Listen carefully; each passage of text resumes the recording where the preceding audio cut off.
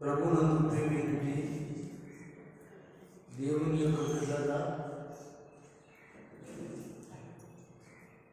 మరొక నూతనమైన సంవత్సరంలో మరొక నూతనమైన సంవత్సరంలో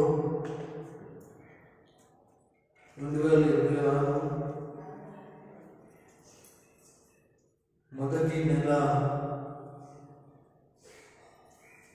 మనం ఉపవాస ప్రార్థనలో కూడుకోవడానికి దేవుడు సహాయం చేయదుగాక. మనం గతించిన సంవత్సరంలో ప్రతి నెల ఉపవాస ప్రార్థన జరుగుతూ వచ్చింది. దేవుని ఖచ్చితాన్ని బట్టి ఈ సంవత్సరం కూడా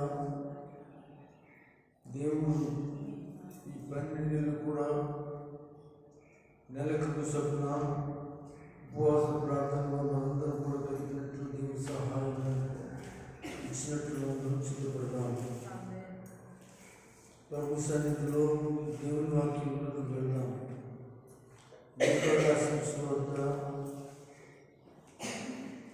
బైబిల్ గ్రంథాన్ని చూడండి. లూకా రాసిన సువార్త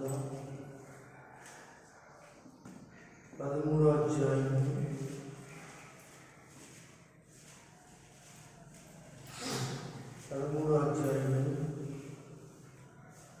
6వ వచనం నుంచి 9వ వచనం వరకు చదువుతున్నాం. మరియు ఆయన వారితో ఈ ఉపమానం చెప్పెను. ఒక మనిషిని ద్రాక్ష తోటలో అంజూరపు చెట్టు ఒకటి నాటించి అతడు దాని పండ్లను వచ్చినప్పుడు ఏమీ దొరకలేదు. కనుక అతడు ఇదిగో 3 ఏండ్ల నుండి నేను ఈ అంజూరపు చెట్టును పండ్లు ఎత్తుకు వచ్చుచున్నాను, కానీ ఏమీ దొరకలేదు. దీనిని నరికి వేయుము. దీని వలన ఈ భూమి ఎలా వ్యర్థమైపోవచ్చును. ద్రాక్ష తోట వారితో చెప్పెను. అయితే వాడు అయ్యా నేను దాని చుట్టూ త్రవ్వి ఎరువు వేయి మట్టుకు ఈ సంవత్సరం కూడా ఉండను. అది ఫలించినా సరే లేని ఎడల నరికించి వేయమని అతనితో చెప్పింది. దేవుడు ఈ మాటలు మనందరినీ కూడా తీర్చుగాక.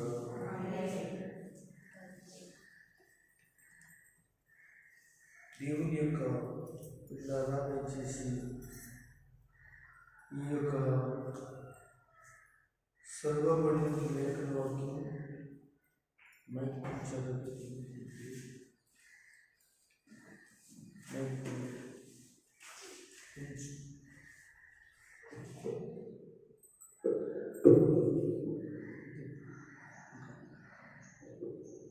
చాలు. ప్రభువునందు ప్రియమైన దేవుని యొక్క సంగమం, పరిశుద్ధులను సర్వశక్తులను యేసుక్రీస్తు ప్రభువారు మరొక నెల 2026వ సంవత్సరం జనవరి 7వ తారీఖు మరి ఉపవాస ప్రార్థనలో ఉండడానికి దేవుడు సహాయం చేయనట్లు మనందరం సిద్ధపడి ఉన్నాం. అలాగే ఈ సంవత్సరంలో ప్రతి నెల కూడా మనం ఒక్కొక్క కూటంగా ఒక్కొక్క కూడిగా మనం ఏర్పాటు చేసుకున్నాము. గతించిన సంవత్సరాల్లో ఎలాగైతే ప్రతి నెల కూడుకున్నామో అలాగే ప్రతి నెల కూడుకోవడానికి సిద్ధపడ్డాము. అయితే ఈ లూకా రాసిన సువార్త 13వ అధ్యాయం 6వ వచనం నుండి 9వ వచనం వరకు కూడా చదివిన మాట మీరు అర్థమై ఉంటుంది. ఇక్కడ ఒక ఉపమానం చెప్తున్నాడు. ఆ ఉపమానం ఏమిటంటే ఒక అంజూరపు చెట్టు గురించి, అలాగే ద్రాక్ష తోట గురించి ఆయన మాట్లాడుతున్నాడు. ఒక అంజూరపు చెట్టు గురించి, ద్రాక్ష తోటల గురించి చెప్తున్నాడు. 2 రకాల చెట్ల గురించి ఇక్కడ మాట్లాడుతూ ఉన్నారు. అయితే ఇది యేసు ప్రభువారి యొక్క కాలంలో, యేసు ప్రభువారి యొక్క బ్రతుకున్న దినాలలో అనేక మంది ప్రజలు ఎదుట ఆయన చెప్తున్నట్టు ఉపమానం. ఏంటి ఉపమానం అంటే, ఒక మనుషుడు ఉన్నాడు. ఆ మనుషుడు ఒక ద్రాక్ష తోట వేసాడు. ఆ ద్రాక్ష తోటలోని ఒక అంజూరపు చెట్టు ఉంది. కానీ ఆ అంజూరపు చెట్టు దగ్గరికి వెళ్ళి ఆ అంజూరపు కాయలను ఎతకడం ప్రారంభించాడట. ఆ ద్రాక్ష తోటలో ఉన్నది చెట్టు. ఏ చెట్టు? అంజూరపు చెట్టు. ఆ ద్రాక్ష తోటలో ఉన్నది ఆ అంజూరపు చెట్టు దగ్గరికి వెళ్ళినప్పుడల్లా కాయలు కానీ ఫలాలు కానీ లేవట. ఇలాగ 10 సంవత్సరం చూస్తూ వచ్చాడట. ఇక్కడ ఒక మాట చెప్పాడు, ఇలాగ 3 ఏళ్ల నుండి నేను కూర్చున్నాను అని చెప్పాడు. కానీ ఆ 3 ఏళ్లలో ఎప్పుడు ఎక్కడ ఆ చెట్టుని ఫలం దొరకలేదన్నట్లుగా ఇక్కడ రాయబడింది. అయితే ఆ యొక్క యజమానికి ఒక తోటమాలి కూడా ఉన్నాడని. ఆ యజమానికి ఒక తోటమాలి ఉన్నాడు. ఆ తోటమాలిని యజమాని మాట్లాడుకుంటూ ఉన్నారు. ఆ తోటమాలి యజమాని మాట్లాడుకుంటున్నాడు. మనకి ద్రాక్ష తోట ఉంది కదా, ఆ ద్రాక్ష తోటలో ఒక పెద్ద అంజూరపు చెట్టు ఉంది కదా, నేను వచ్చినప్పుడల్లా దాని యొక్క చెట్లో నుండి కాయలు కానీ పళ్ళు కానీ నాకు కనపడట్లేదు. కనుక ఆ చెట్టుని తీసివేసి ఆ చెట్టు ఉన్న చోట్లో, ఆ ప్లేస్లో, స్థలంలో, ఆ భూమిలో కొన్ని ద్రాక్ష పాదులను మనము వేద్దాం. ఆ చెట్టు వేల ఎద్దమైపోవాలి, అనవసరంగా భూమి వేస్ట్ అయిపోవాలి. ఆ చోట్లో ఆ మొక్క తీసేస్తే వేరొక మొక్క వేస్తే పరిస్థితి కదా అని యజమాని ఆ తోట పనివాడి తోటమాలి మాట్లాడుకుంటున్నాడు. అయితే ఆ తోటమాలి అంటాడు కదా, అయ్యా అయ్యా అంటూ చేతులు జోడించి, మా కాళ్ళు కొని నా నన్ను ఒకసారి ఆలోచించండి అయ్యా. ఈ చెట్టుని తీసేద్దామని అంటున్నావు, ఈ చెట్టుకి బదులుగా పక్కన ఏదైనా ఒక ద్రాక్ష పోదలేద్దాం అంటున్నావు. ద్రాక్ష తోటలోనే ఉంది, ద్రాక్ష తోటలో ఉంది కనుక ద్రాక్ష పోదలు వేయాలి. వేళ ఈ భూమి వ్యర్థమైపోవాలి, ఆ చోటు వ్యర్థమైపోవాలి. మనకి కావాల్సినది ఫలం కావాలంటే మనం కొన్ని పాదులు వేద్దాం అని అంటున్నావు కదా. దయచేసి నా మాట విని నేనేం చేస్తానంటే ఆ చెట్టు చుట్టూ కూడా తువ్వి శుభ్రంగా చెట్టు చుట్టూ నుండి ఏమైనా చెడ్డ ఏదైనా ఉంటే రాళ్ళేమి ఉంటే రప్పులేని ఉంటే తుప్పలేని ఉంటే శుభ్రం చేసి సదును చేసి దానికి ఎరువేస్తాను. ఎరువేస్తే దానికి బలం వస్తుంది. బలం వస్తే ఆ అంజూరపు చెట్టు ఏం చేస్తుందంటే కాయలు కాస్తుంది, పళ్ళు వేస్తుంది. మరి దయచేసి మరి ఈ సంవత్సరం కూడా ఒకసారి చూస్తే బాగుంటుంది కదా, ఈ సంవత్సరం కూడా కొంచెం మీరు ఆలోచిస్తే బాగుంటుంది కదా చెట్టు విషయంలో అని ఆ తోట పనిబడిన తోట మారి మాట్లాడుతున్నట్టు మాట. అయితే ఆ తోట మారి మాట విని ఎవరు మాట విని ఆ తోట మారి మాట విని ఎవరు విని యజమాని ఉంటాడు ఆ తోటకి విని సరే నీ మాట ప్రకారంగానే కానిద్దాం అని చెప్పాడు. ఇది ఒక చక్కటి ఒక ఉపమానం. అయితే అసలు ఈ ఉపమానం ఎందుకు చెప్పవలసి వచ్చింది, ఈ మాటలు ఎందుకు రాయవలసి వచ్చింది, అసలు ఈ మాటలు ఎవరికి వర్తిస్తున్నాయి, ఈ మాటలు ఎవరి నుంచి రాయబడ్డాయి అనేది మనం తెలుసుకోవాలి.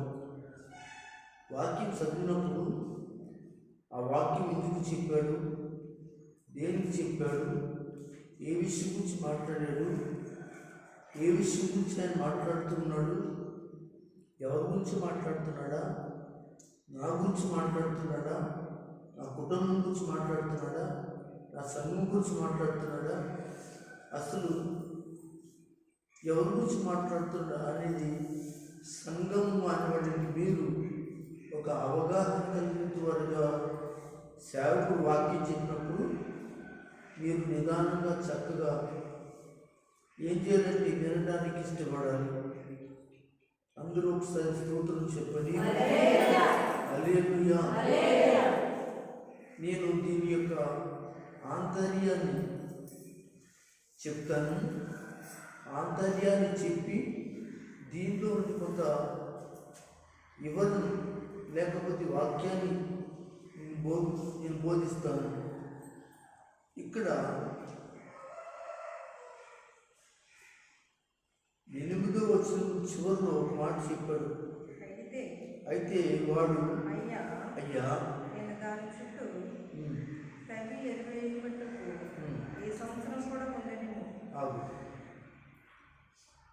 ఈ సంవత్సరం కూడా రాత్రి వినండి. లూకాసు సువార్త 13వ అధ్యాయం వచనంలో ఈ సంవత్సరం కూడా ఉండనివ్వు. మీరు ఈ మాట మనసులో పెట్టుకోండి. మీరు గతించిన సంవత్సరం వెళ్ళిపోయింది, కొత్త సంవత్సరం కూడా వచ్చింది. కొత్త సంవత్సరం మీరు చూశారు. దేవుడు పాత సంవత్సరంలో నిన్ను కొత్త సంవత్సరంలోనికి తీసుకువచ్చాడు అంటే, ఎందుకు ఉండనిచ్చాడు అంటే ఏదో నీ వల్ల ఒక కారణం ఉంది. ఈ విషయం ఇందులో రాయబడుతున్నట్లుగా మనం చూస్తాం. అయితే ఈ సంవత్సరం కూడా ఉండనివ్వు. మరి ఈ సంవత్సరం కూడా ఉండనివ్వు అని అన్నాడు కదా. ఎందుకు ఉండనిస్తున్నాడు? అది నిన్నైనా నన్నైనా ఏ క్రైస్తవ బిడ్డైనా మరొక సంవత్సరం నీకు ఇస్తున్నాడు. పాత సంవత్సరంలో నిన్ను నుంచి కొత్త సంవత్సరంలోనికి రావడానికి ఉండనిస్తున్నాడు. ఇది మీరు బాగా అర్థం చేసుకోండి. అయితే ముందు దీని భావాన్ని దీనిలో ఉన్న ఆంతర్యాన్ని చెప్తాను. ప్రారంభించిన మాట ఏంటంటే, ఆయన వారితో ఈ ఉపమానం చెప్పింది. యేసు ప్రభు వారు ఎవరో కొంతమందితో ఉపమానం చెప్తున్నాడట. ఇది ఉపమానం కాదు కానీ సర్వసత్యం.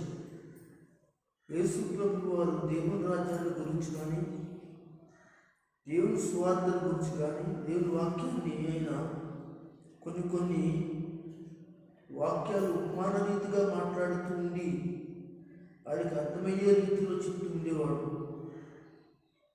అవన్నీ కూడా దేవుని రాజ్యం గురించి మాట్లాడుతుండేవాడు. ఒక మనుషుడు, చూడండి బైబిల్, ఒక మనుషుడు 1, 2 ద్రాక్ష తోట, 3 అంజూరపు చెట్టు, ఏమండి 4 తోటమాలి. వీళ్ళెవరో ఒకసారి చెప్పుకొని ఎందుకు ఉండనిస్తున్నాడు అని దాని నుంచి కొన్ని వాక్యాలను నేర్చుకున్నాం.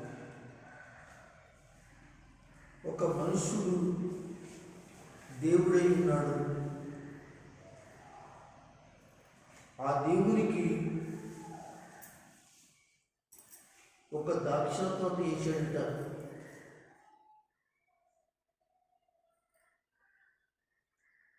అంతేకాకుండా ద్రాక్ష తోటలో అంజూరపు చెట్టు కూడా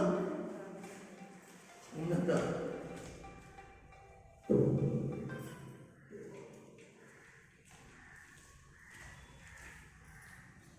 ఆ ద్రాక్ష తోట ఈనాడు కొత్త నిబంధనలు క్రైస్తవ సంఘమే ద్రాక్ష తోట.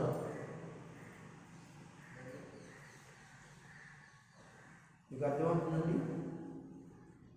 కొత్త నిబంధనలో ఈరోజు ద్రాక్ష తోట క్రైస్తవ సంఘం ఏర్పడింది మనమే. అలాగే ద్రాక్ష తోటను బడికి కూడా కొత్త నిబంధనలు కాకుండా పాత నిబంధనలు కూడా ద్రాక్ష తోటలు వేసినన్ని విషయాలు కూడా రాయబడ్డాయి. ఆ మనుషుడికి ద్రాక్ష తోటే కాకుండా అంజూరు చెట్టు కూడా ఉందండి. ద్రాక్ష తోటతో పాటు ఆయనకి ఉన్నాయి అంజూరుగా తోటలు కూడా ఉన్నాయి. ఇక్కడ చెట్టు అన్నాడు, ఒక చెట్టు అన్నాడు.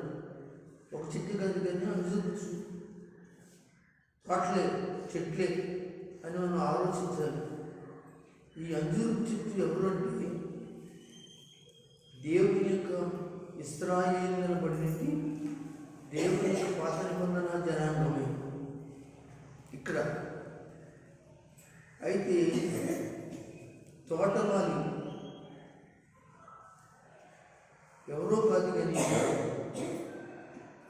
స్వయాన దేవుని కుమారుని యేసుక్రీస్తే ఆ తోటమాలి.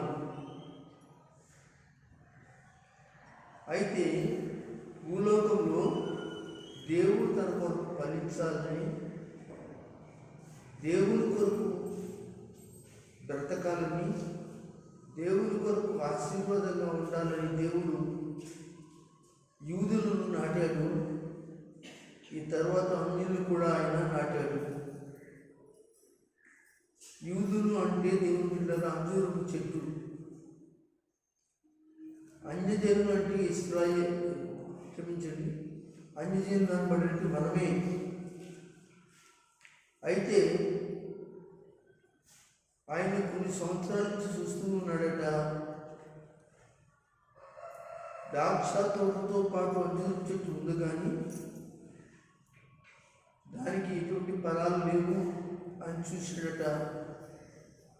ఇంకా దీనివల్ల నాకు ప్రయోజనం ఏముంది అంటే, ఈ మాట కలిగినటువంటి యూదులైన ఇశ్రాయేలీయులు ఎన్ని బోధనలు చేసినా, ఎంతమంది ప్రభుత్వం తీసుకొచ్చినా, ఎంతమంది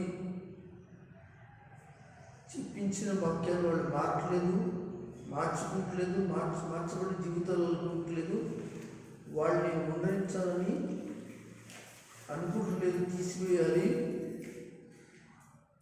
భూమి మీద లేకుండా చేయాలి అనే ఆలోచన కలిగినప్పుడు అప్పుడు కుమారుడైన ఆ తోటమాలి అంటున్నాడు, తండ్రి నేను భూలోకానికి వెళ్తాను, వ్యర్థమైపోకుండా భూమి ఆ నాటబడి చెట్టు ఫలించినట్లు, అలాగే ద్రాక్ష తోటకి అంజూరు చెట్టుకి నేను చక్కటి మందు వేస్తాను, ఎరువు వేస్తాను, అది ఫలించినట్లుగా నీ కొరకు ఫలించినట్లుగా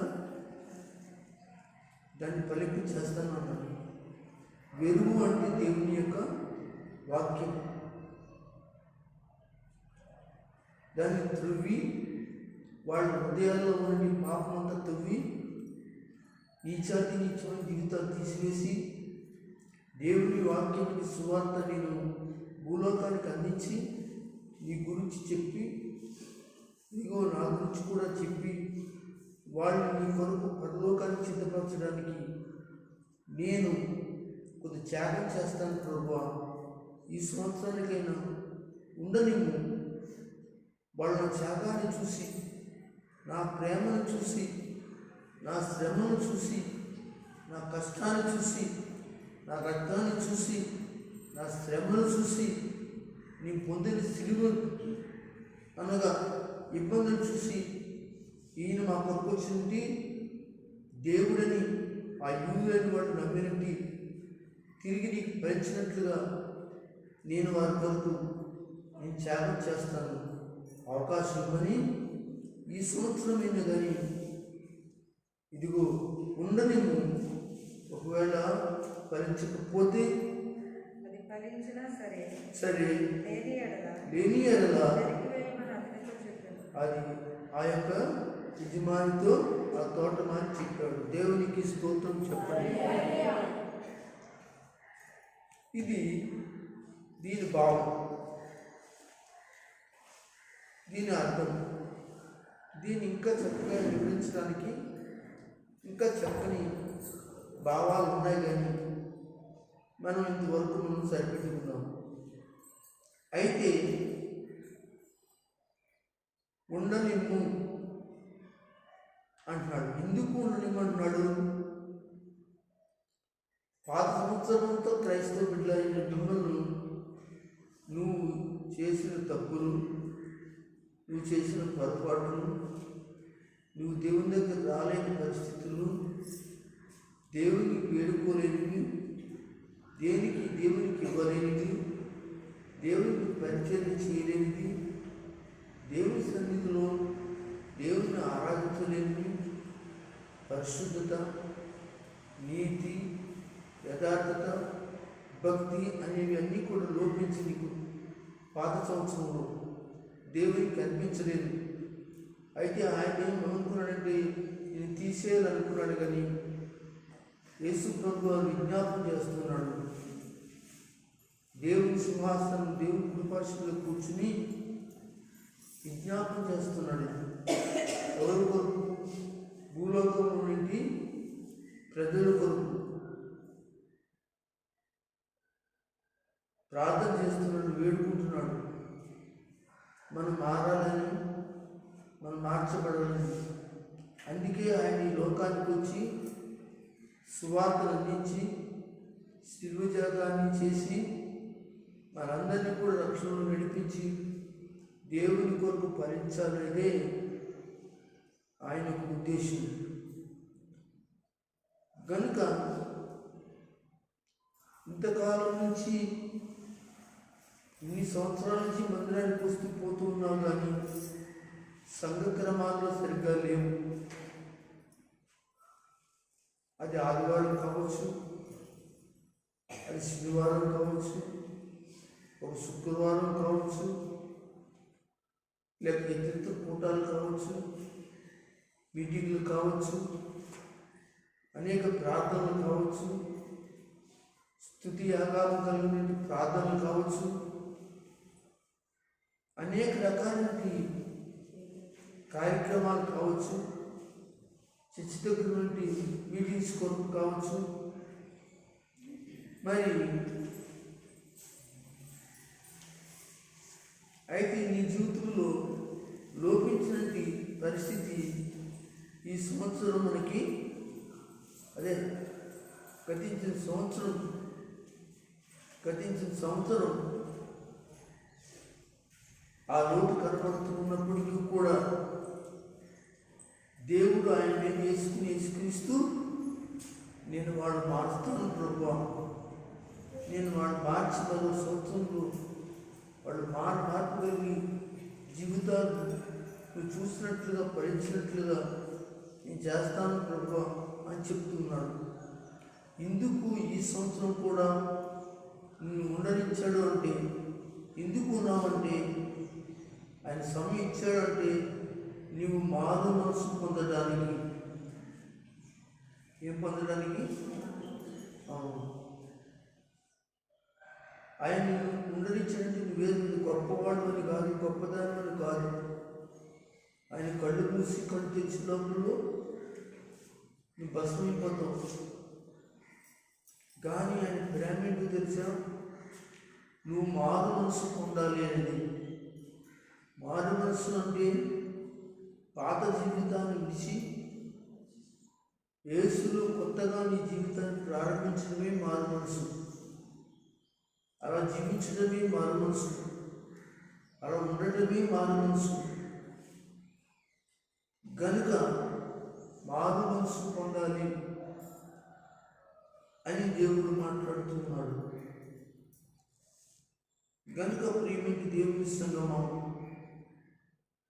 ఈరోజు నువ్వు మారు మనసు పొందలేదేమో. అపోస్తలుల కార్యం 7వ అధ్యాయం 30వ వచనంలో ఆయన ఎదురు చూస్తున్నాడంట, నీ కొరకు నా కొరకు.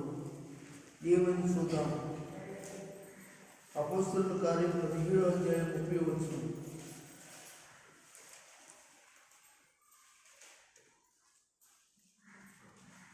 అపోస్తలుల కార్యం 17వ అధ్యాయం.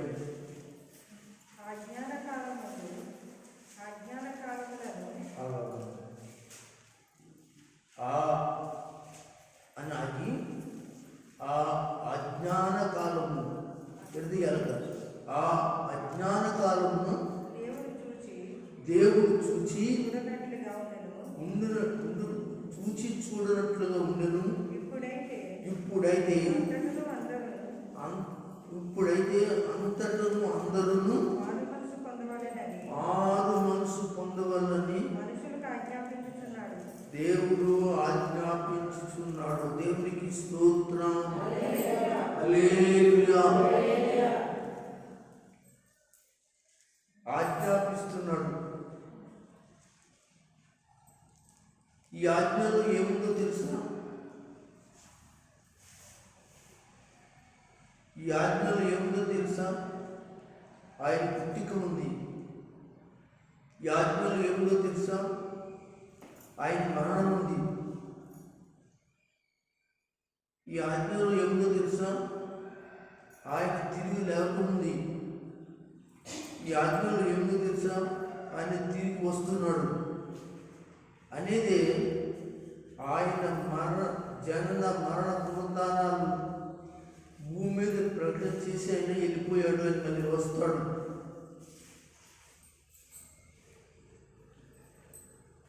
ఆయన వచ్చిన కాలానికి ముందు, ఆ అజ్ఞాన కాలం ముందు, అంటే యేసు రాకముందు కాలం ముందు చూడనట్లుగా ఆయన ఉన్నాడు. కానీ ఇప్పుడు అందరూ కూడా ఏం చేయాలి? మారాలి, మార్చబడాలి అనేది దేవుని యొక్క సంకల్పము.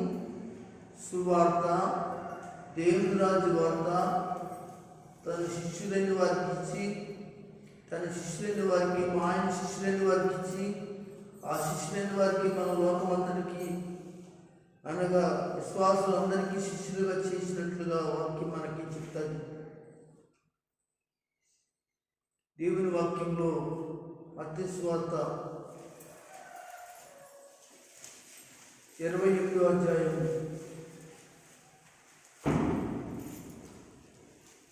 20 వచనం 21 వచనం లాస్ట్ వచనం చదువు. నేను మీకు ఏ సంగతులను ఆజ్ఞాపించుదునో చూడండి ఎంత వచనం చెప్పండి. 20 వచనం తీసుకోండి. మత్తయి సువార్త 28 28వ అధ్యాయం 20 వచనం.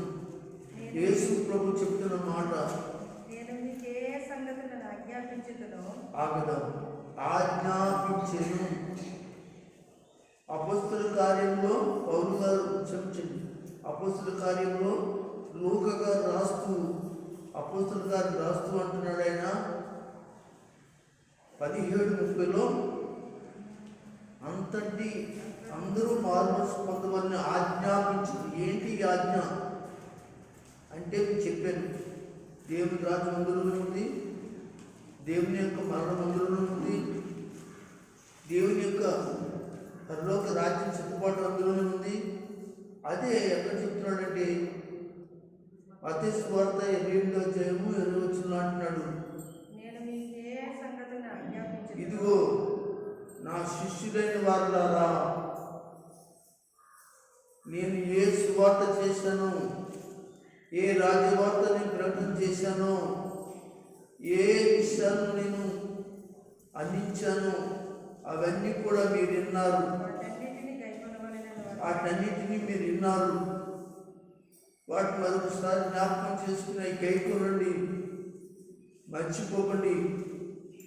అవి తీసుకుని లోకమంతటిని అనగా భూమి మీద నుండి దేశాలు ఎక్కడెక్కడ ఉన్నాయో దేశాల్లో ఉన్న ప్రజలందరికీ కూడా ఈ వార్తను తీసుకువెళ్ళండి.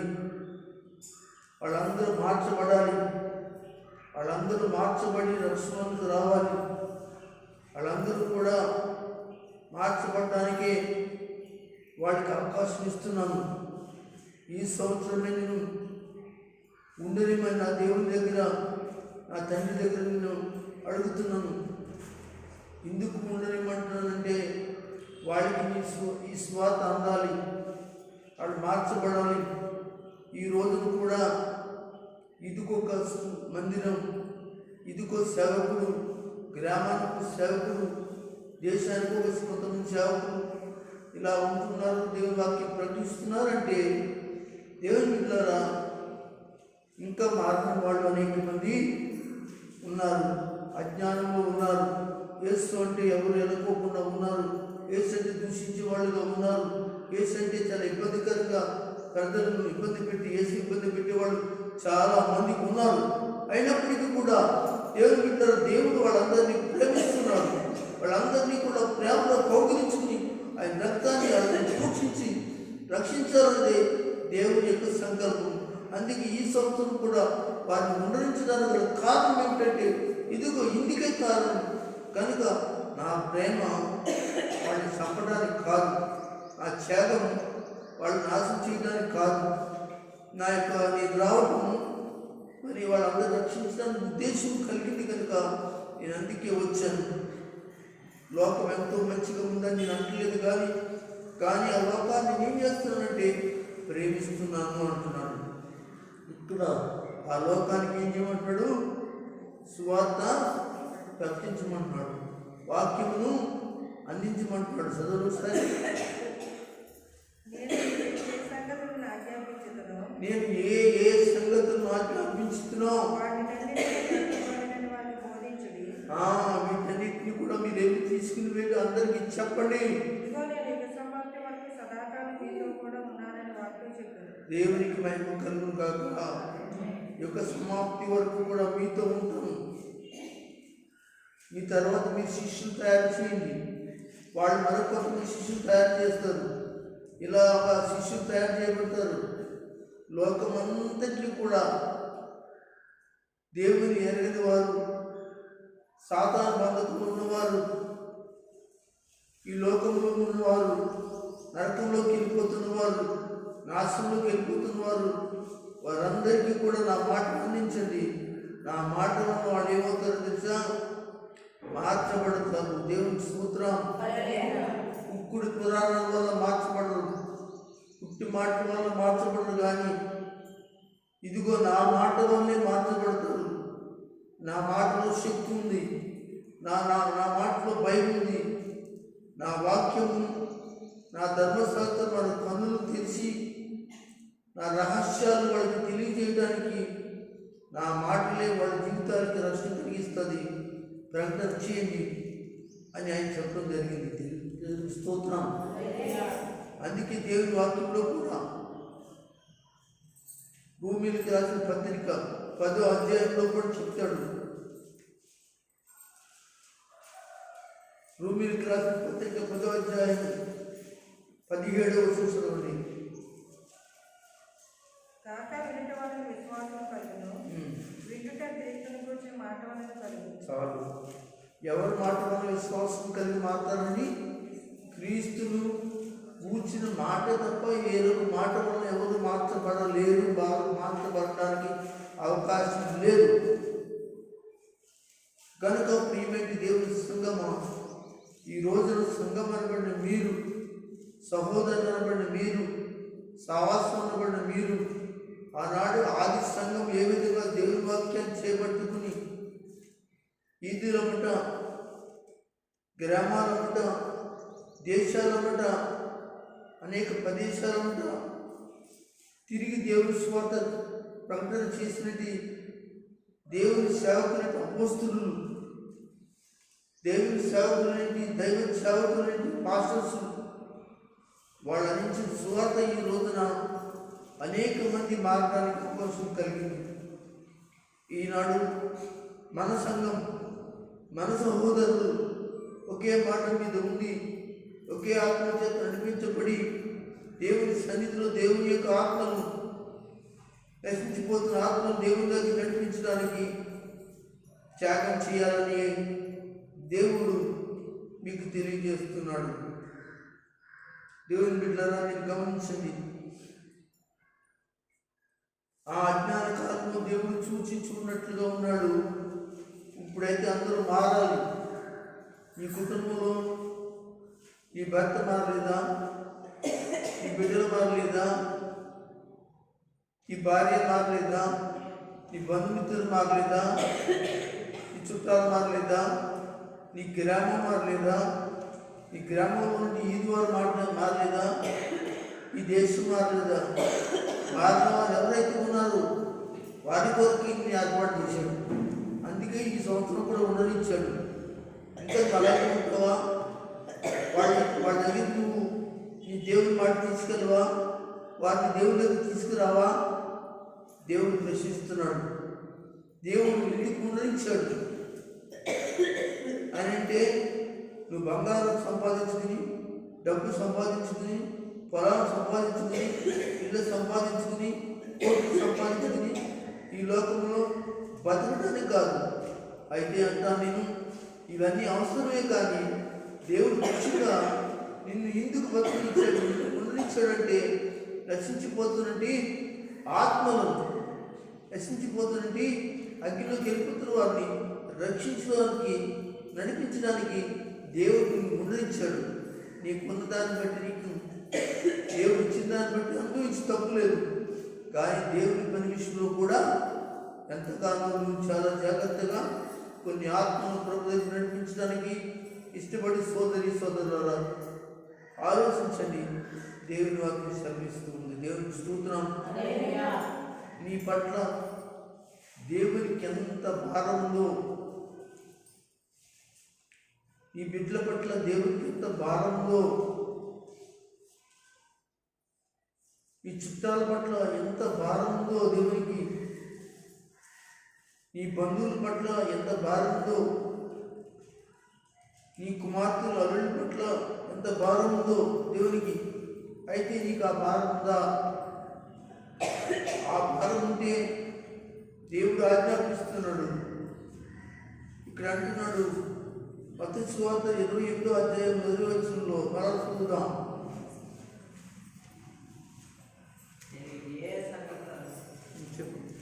నేను ఏ ఏ సంగతులను ఆజ్ఞాపించుతున్నో అది అందరూ ఒకసారి గట్టిగా స్తోత్రం చెప్పండి. ఏం చేయాలి? సంఘం మొట్టమొదటిగా వాక్యాన్ని ఏం చేయాలి? కైకునాలి. అప్పుడు కైకున్నాం అనుకోండి, ఎదుటి మనం చెప్పడానికి ఉంటుంది. మనం తెలియకుండా ఎదురు చెప్పలేం కదండి. చెప్పగలమా? మనం తెలియకుండా ఎదురు చేసుకున్న గురించి ఏం చెప్తాం? మనకు తెలియాలి. మనకు తెలియాలంటే మనం బైబిల్ చదవాలి, బైబిల్ నేర్చుకోవాలి, ఫాస్ట్గా చెప్పింది వినాలి. అది విని ఓటికి ఒకసారి ధ్యానం చేయాలి. అప్పుడు ఆ మాటలు అర్థమవుతాయి. ఈ పక్కోళ్ళకి, నీ ఈది వాళ్ళకి, నీ గ్రామాలకి చెప్పగలుగుతావు. నువ్వు కైకొనాలి, నీ మనసులో అవి ఉండాలి. అప్పుడు నువ్వు అనేక మందికి చెప్పగలిగిన వాడిగా, దానిగా దేవుడు పరిశుద్ధాత్మ చేత నిన్ను వాడుకుంటున్నాడు. ఆమె చెప్పండి, గట్టిగా చెప్పండి. కనుక అంటున్నాడు, చదవండి. వాటినన్నిటినీ కైకొనవలెనని వారికి బోధించి, ఇదిగో నేను యుగ సమాప్తి వరకు వాళ్ళందరూ కూడా కైకొనాలని వారికి బోధించుడి. ఇదిగో నేను యుగ సమాప్తి వరకు సదాకాలము మీతో కూడా ఉన్నానని వారితో చెప్పాను. దేవునికి స్తోత్రం. దేవుడు మనతో ఉంటాడండి, భయపడక్కర్లా. ఈ గ్రామంలో ఒక్కడైనా దేవుడి దగ్గర తీసుకురా. ఈ సంవత్సరం ఒక్కొక్కళ్ళు తీసుకొస్తే నీకు పరలోకంలో కీలకం ఉంటుంది, ఒక బహుమానం నీకు ఉంటుంది. ఈ లోకంలో ఉన్న కిరీటాలు, బంగారాలు, బహుమానాలన్నీ కూడా శాశ్వతం కాదు, అవి మన్ను అయిపోతాయి. దేవుడి ఇచ్చిన మాత్రం శాశ్వతంగా అక్కడ పరలోకం నీకు ఒక రాయపరచబడితే నీ దగ్గర ఉంటాయి. దొంగలు రారు, చూసుకునే వాడు ఎవరు లేరు. కనుక దేవుడు నీకు తోడుగా ఉంటాడు. 19 వచ్చిన కూడా చూద్దామా? కాబట్టి మీరు వెళ్ళి సమస్త జనులను శిష్యులుగా చేయండి. అదే అనమాట అండి. ఏం చేయమన్నాడు? కాబట్టి మీరు వెళ్ళి సమస్త జనులను శిష్యులుగా చేయండి. అందరూ స్తోత్రం చెప్పండి.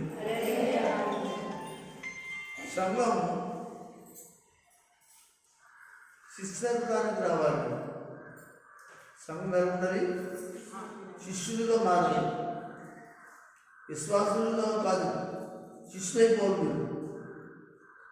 మీరు శిష్యులైపోతే యేసు ప్రభు వారికి శిష్యులు ఎలా బోధించారో, యేసు ప్రభు వారికి శిష్యులు ఎలాగైతే వాక్యం చెప్పారో ఆ విధంగా మీరు శిష్యులైపోవాలి. ఆడవాళ్ళైనా మగుడైనా వాక్యం నేర్చుకుని, వాక్యం తెలుసుకుని, ప్రార్థన బాగా వాక్యం తెలియదు అనుకోండి, వాక్యం చెప్పకూడదు అనుకోండి, ప్రార్థన చేసినా చాలు. మీ ప్రార్థన వల్ల కూడా ఎంతమందినో ప్రభావితం చేస్తుంది, మారుస్తుంది, అద్భుతాలు చేస్తుంది. గ్రామాలు మారుతాయి, పట్టణాలు మారుతాయి, కుటుంబాలు మారుతాయి, బిడ్డలు మారుతారు, కుటుంబాలు మారుతాయి. అది ఏదంటే ప్రార్థన, ప్రార్థన, ప్రార్థన, ప్రార్థన. నువ్వు ఇలా ఉంటాను కదా, కారణం ఏంటి అని అడిగితే ప్రార్థన. ఇలా పాడడానికి గల కారణం ఏంటంటే ప్రార్థన. ఈ విధంగా పరిచయం చేయడానికి గల కారణం ఏంటి? ప్రార్థన. ఈ విధంగా దేవుని యొక్క సువార్త నాకు రాకపోయిన 4 మాటలు చెప్పడానికి గల కారణం ప్రార్థన. ఈ ప్రార్థన ఉంటే నీ జీవితం, నీ కుటుంబం, నీ గ్రామం, నీ జిల్లా అందరినీ కూడా ఏం చేస్తామంటే, ఇదిగో దేవుని శిష్యులుగా, దేవుని పిల్లలుగా నువ్వు తయారు చేయగలిగిన గొప్పదానిగా ఉంటాం. అందుకే దేవుడు మరొక సంవత్సరాన్ని ఎందుకు ఇచ్చాడంటే, అందుకే ఇచ్చాడు. ఎందుకు ఇచ్చాడు అని ప్రశ్న నీకు వస్తే, ఎందుకు ఇచ్చాడు అనే విషయాన్ని నువ్వు మర్చిపోకూడదని ప్రభు పేరున మీ అందరికీ తెలియజేస్తున్నాము. దేవునికి స్తోత్రం. అలా ఉందాం, అలా జీవిద్దాం. ఆ విధంగా మళ్ళీ ఈ సంవత్సరంలో దేవుని కొరకు చక్కటి సువార్తను ఇంటింట, వాడవాళ్ళ, గ్రామ గ్రామాల దైవ సేవకులతో మనం కూడా పనిచేద్దాం. ఎవరి పని అంటే దేవుని పని. దేవుని పని అంటే తోటలో పని. అక్కడ ఆయన అంటున్నాడు కదా, నేను ఆ యొక్క తోటను, ఆ తోటను చెట్టు బాగు చేస్తాను, శుభ్రం చేస్తాను. అలాగే ఈ లోకం ఏమైపోయిందంటే దేవుని కొరకు చూసే ఆశ లేదు. లోకం కొరకు చూసి ఆశలు కనుక తిరిగి మనందరూ కూడా దేవుని వాక్యం అనేది ఏరు వేసి వాళ్ళందరినీ కూడా ఎక్కడ నడిపిద్దాం, దేవుని యొద్దకు నడిపిద్దాం. ఆ ఏరు వేద్దాం, వాక్యం అని ఏరు వేద్దాం. స్వార్థ ద్వారా, పాటల ద్వారా, మీటింగుల ద్వారా, అనేక కార్యక్రమాల ద్వారా దేవుని దగ్గరికి మనందరం కూడా అనేక మంది నడిపిద్దాం. అందుకే ఈ సంవత్సరం కూడా నీకు ఎందుకు ఇచ్చాడంటే అందుకే ఇచ్చాడు. ఎందుకు ఇచ్చాడు అని ప్రశ్న వేసుకుంటే అందుకే ఇచ్చాడు. అందరూ స్తోత్రం చెప్పండి. దేవుడి మాటలు మనందరి వెనుకలు ప్రబోధించి ఆశీర్వదించును గాక. చెప్పండి.